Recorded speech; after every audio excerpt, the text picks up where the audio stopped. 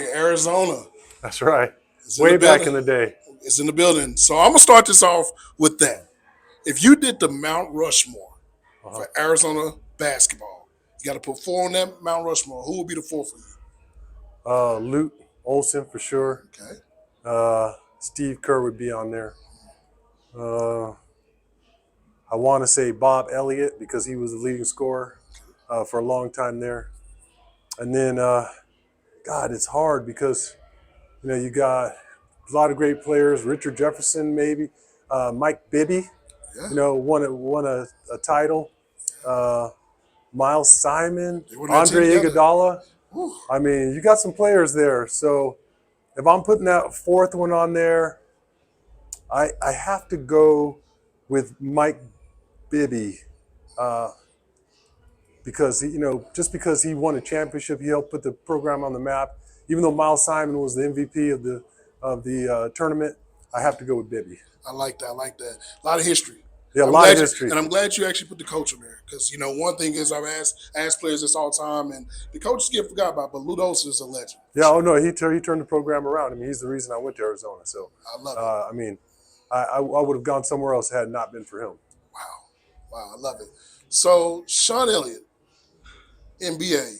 If Sean Elliott was in the NBA today, Mm-hmm. who is the player that reminds you most of yourself when you play today in the NBA?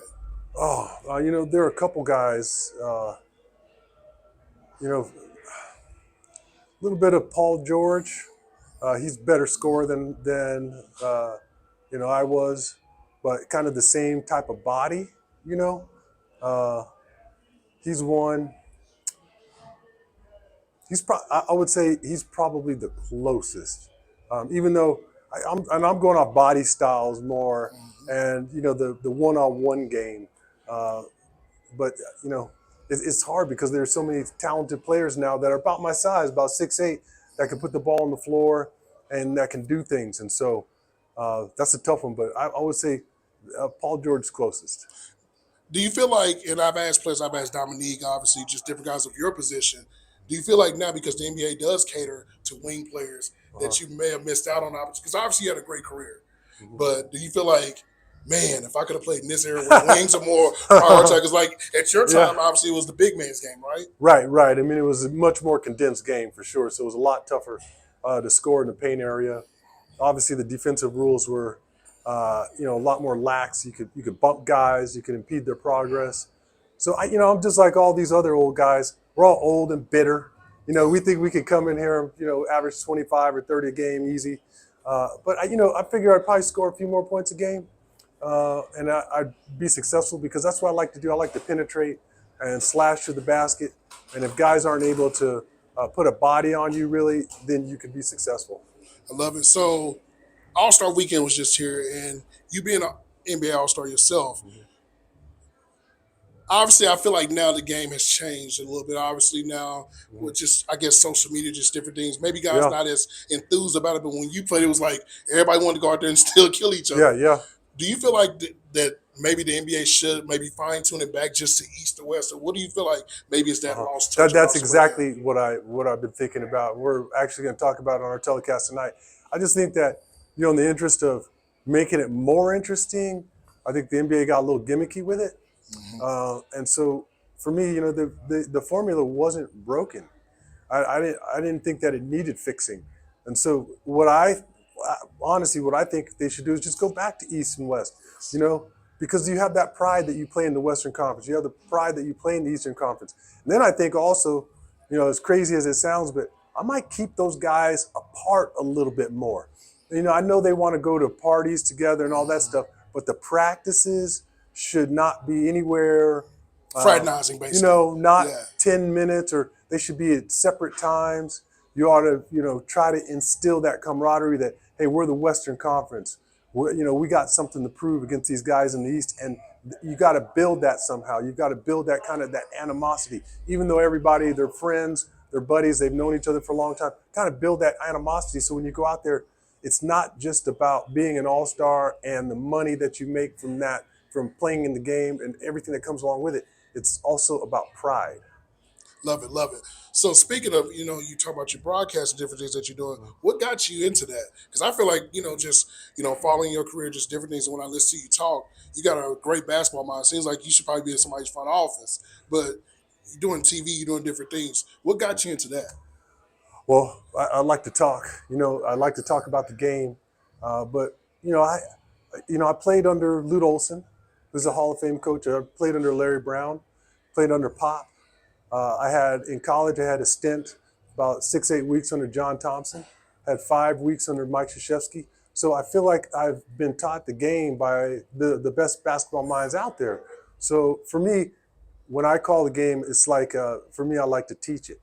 And that's the biggest thing, because I think a lot of people, when they watch the game, even me as a player coming from college, when I got to the NBA, I was like, wow, there's a lot to learn here. Like I didn't know as much as I thought I knew.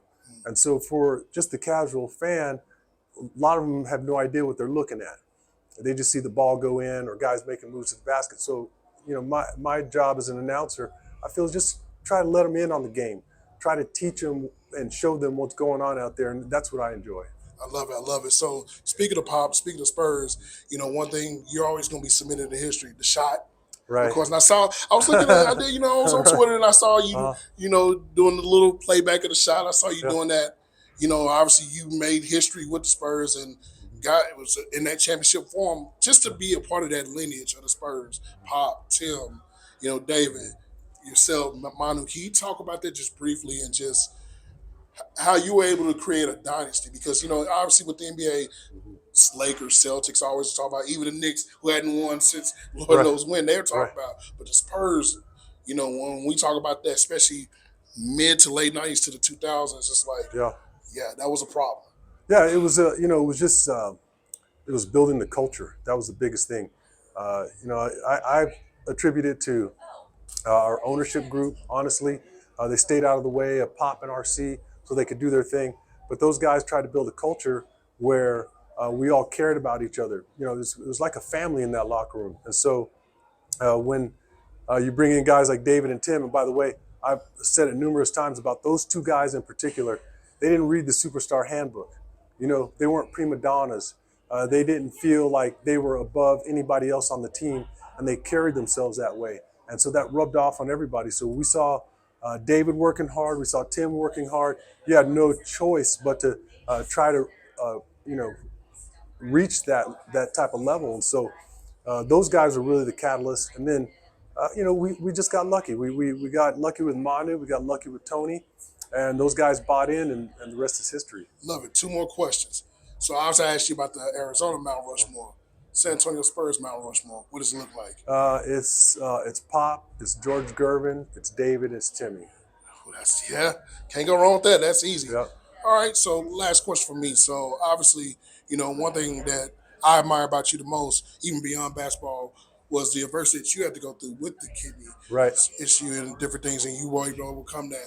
Now you're an advocate of those things. Can you Yeah. talk about that and what you do as far as that, Yeah. even with the foundation and things? Yeah, actually, I'm working with a great healthcare company called Fresenius over the month of March, just to raise awareness because it's National Kidney Month. And so a lot of people don't even understand, especially young black men that are susceptible to kidney disease or have high blood pressure. I had high blood pressure as long as I can remember. Even as a high school kid, I had high blood pressure that went untreated. And so, it's a silent epidemic, kidney disease. It strikes a lot of minorities, especially Black Americans. And so we're going to just try to get the word out to get tested, watch your blood pressure, because it sneaks up on you. It snuck up on me. I was 25 years old when I first got sick, 25. And I thought I was invincible because I was a young guy playing in the NBA, and I got knocked down. So it was tough to get back up.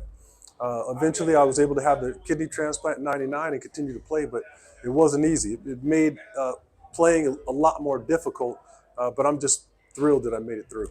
Well, Sean, I appreciate your time. Everybody, be sure to follow my guy and what he's doing right now. This is just amazing work, beyond just basketball and what he's doing with that, and also what he's doing off the court as well with basketball, talking basketball. Great minds, Sean. I appreciate your time, and All right, thank we'll you. be talking soon again. All right, Thanks so appreciate much. you. Thank you. Yeah.